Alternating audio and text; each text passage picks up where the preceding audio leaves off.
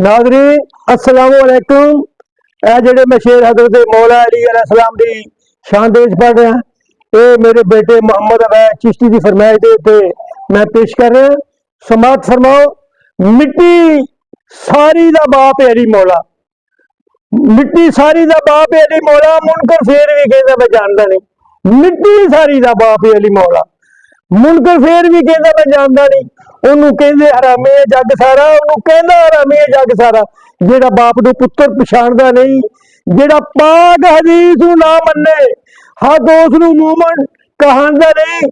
ਨਬੀ ਪਾਕ ਤੋਂ ਬਾਅਦ ਜਮੀਲ ਜੱਗ ਵਿੱਚ ਮਰਦ ਕੋਈ ਵੀ ਅਲੀ ਦੀ ਸ਼ਾਨਦਾ ਨਹੀਂ। ਨਬੀ ਪਾਕ ਤੋਂ ਬਾਅਦ ਜਮੀਲ ਜੱਗ ਵਿੱਚ ਮਰਦ ਕੋਈ ਵੀ ਅਲੀ ਦੀ ਸ਼ਾਨਦਾ नहीं।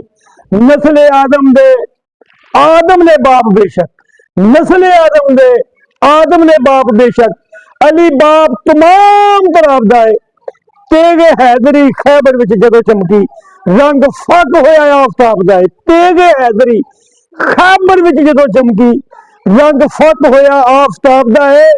यार नबी दे अली दे यार सारे, यार नबी दे यार नबी दे यार नबी दे अली दे यार सारे। अली आसरा कुल साहब दा है।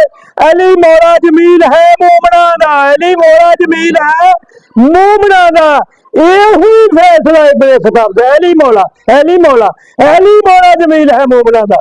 यही फैसला इब्ने खताब दा है। अल्लाह हाफिज़।